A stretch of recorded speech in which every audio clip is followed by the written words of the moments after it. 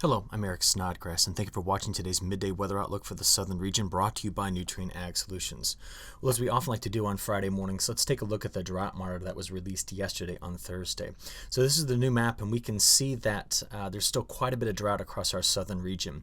We know that the pattern that we had been in for so long at the end of summer and the beginning of fall here had been one that had featured this corridor as having very active weather, and plus a storm track that went through the northern part of the United States.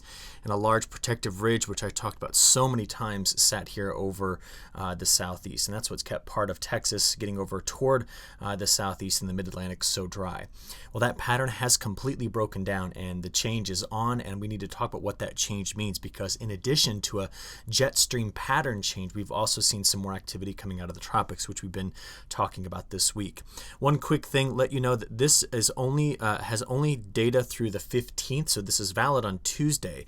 So some of the heavier rains that we got toward the middle and end of the week are not going to be included in this drought monitor update.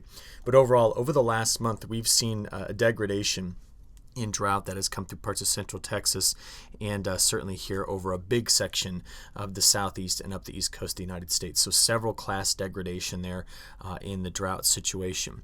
So what's been added has changed this map a little bit.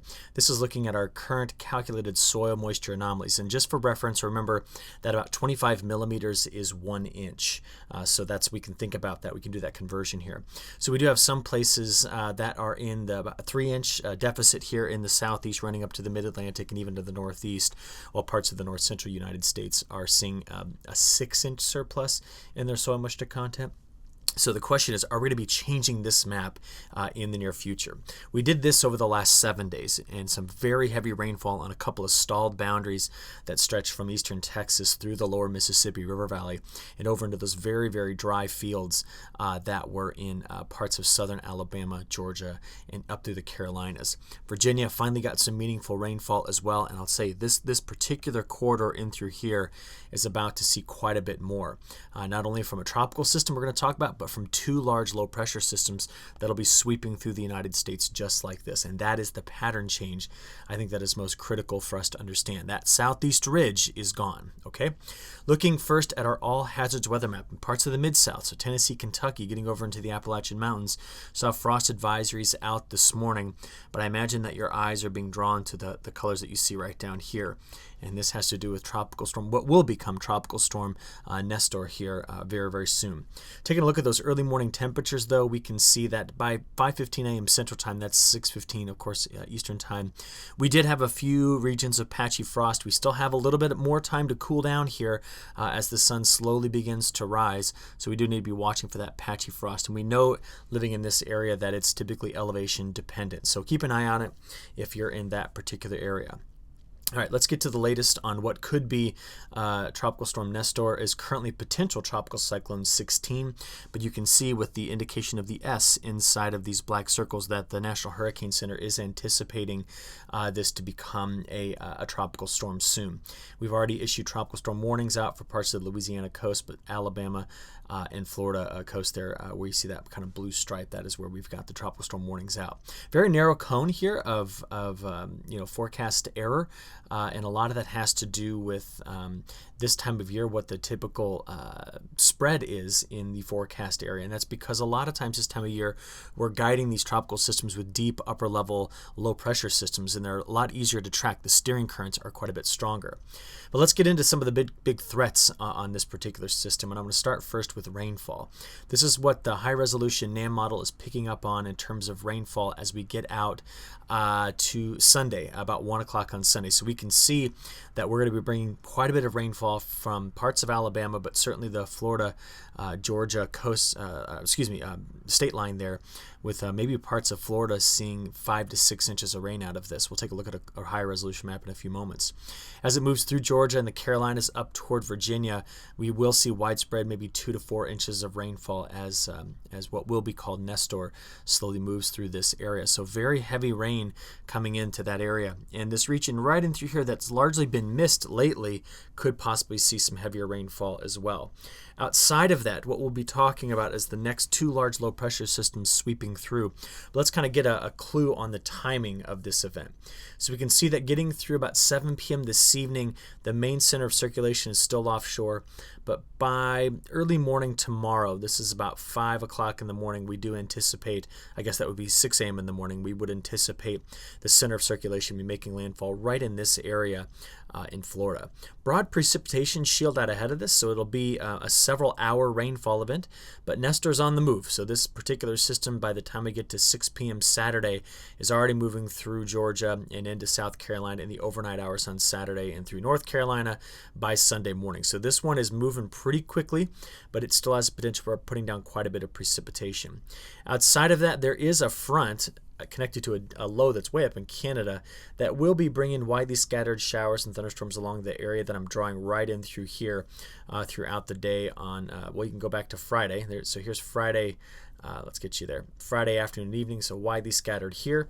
And then as we progress through the night, getting into Saturday morning, Saturday afternoon, Saturday evening, you can see that corridor right in through there having potential for showers and storms.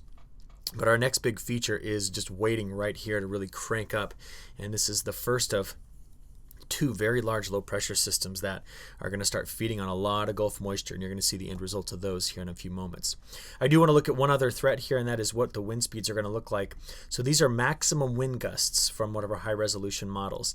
So let's just get you out to where the system gets closer. So this is Friday evening, okay? And once we get into those overnight hours on Friday, we could be seeing widespread winds in this area, 20 to 30 miles an hour.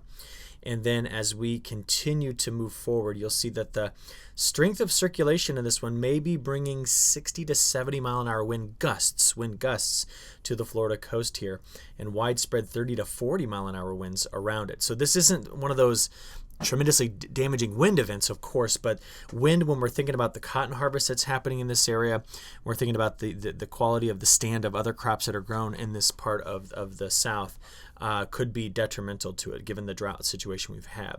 Once Nestor does get onshore, we will see a band in here of probably 40 to 50 mile an hour gusts for a while down in this corridor. But as we said, it very quickly moves such that by Saturday midday, widespread 30 to 40 mile an hour winds across the state of Georgia, and the center of circulation sitting somewhere right about here. And you're just going to see it move quickly over towards South Carolina. So again, most of us are going to see 30 to 40 mile an hour wind gusts out of this, with a few local areas getting much faster winds. So keep an eye out on that as well.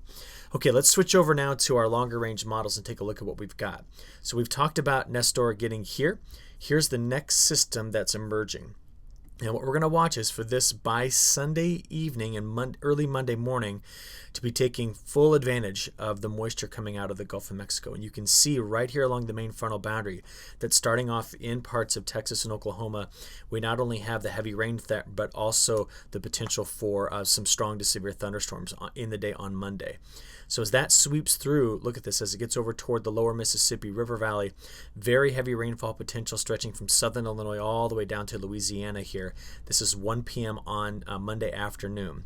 You do see that this system, because there is no big ridge sitting over the southeast, brings heavy rain to Tennessee, Kentucky, brings it all the way down to Mississippi and Alabama by the time we get into Monday evening. And we need to watch this area on Monday afternoon and evening for the potential for strong to severe storms. So keep a very close eye out if you live in this area for that situation to unfold. And look, it gets all the way over to the East Coast. High pressure comes in behind it. That's what's going to cool things down behind this system. But the atmosphere is already reloading here. Here's our next system taking shape. And look at this. This is by Thursday, 1 p.m. We're tapped back into that Gulf moisture around this bigger ridge here, this big high pressure center.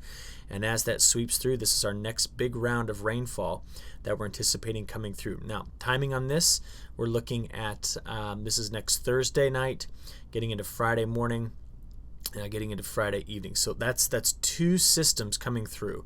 Now, there are model differences in this second system, but they aren't really that different for the southern region. They're more different for the central United States, maybe a bit more precipitation here in the European model versus the GFS, but both of them agree on the rainfall totals that we see down here in the southeastern part of the U.S. So that's our next two systems. Putting together our GFS model, which is over here on the left, and the European on the right, we're looking at total accumulated precipitation. Texas, you're going to miss out on this. Again, I told you that storm track has changed. One that hammered the panhandles of Texas and Oklahoma for a while is now going to be moving systems much farther to the east. Again, I want everybody that kind of lives in this corridor over the day and a half that this goes through to be on the lookout for strong to severe thunderstorms. We see that in the GFS. We see the same thing over here in the European model. So where you see these streaks that come through like this, these are our lower resolution but longer timescale models indicating the potential for this strong to severe storm event. They've both now locked into what Nestor's rainfall is going to do. So I'm just going to show you what we're anticipating here over the next 7 days for parts of the southeast. And I left off Texas because the other side of Texas is going to be relatively dry. We do see rainfall amounts, as we discussed, potentially getting up to that 4 to 5 inch range, maybe in this area. But outside of that, painting right in through this quarter, we see a widespread 2 to 3 inch rainfall event for most folks. So that's primarily Nestor. And then look at these streaks. These are all the potential for those strong thunderstorms to sweep through on Monday. So keep a very close eye out on this on Monday to see what we're anticipating. Week 2 is a bit different, okay? You saw that second big system come pushing through, and that's why we do continue to see this corridor right in through here showing up wet in both of our models. See that? The European on the right, GFS on the left. Texas seems to be on the drier side of this overall, but decent agreement in general in the week 2 pattern, continuing to stay wet for part of our southern region. In terms of temperatures, we got to go back to this animation which shows us our 500 millibar map. In other words, we can look at this for the pattern of temperatures. Dropping in a trough that's going to stick around for a while. I just let this run all the way out to next weekend. This isn't this weekend, but this is the 26th. We seem to be favoring more eastern United States troughing. You can kind of see that. And the west may get a bit of a warm-up and more ridging during this time. Now, whenever we see the jet stream kind of giving this elongated trough look like this tends to tell me that the subtropical jet is going, and that is going to feed systems coming in and across this region of the United States. I'm going to show you what that means as we get into the month of November. I'll give you the new long range in just a few seconds here.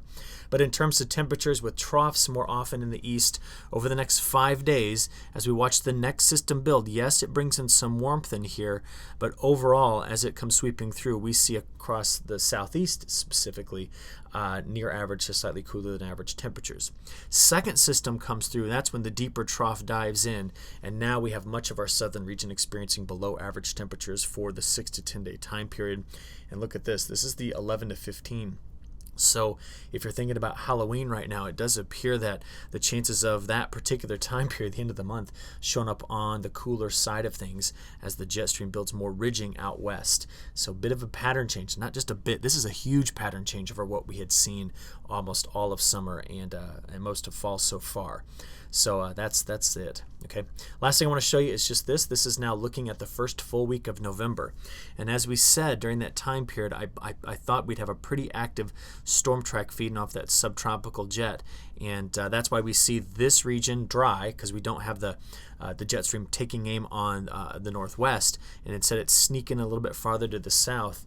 And as a result of having our polar jet stream do this, keeping things cool in this area, we could be seeing a very active storm track through this section of the United States. So be on the lookout. What was a very dry summer seems to be transitioning into a very wet fall.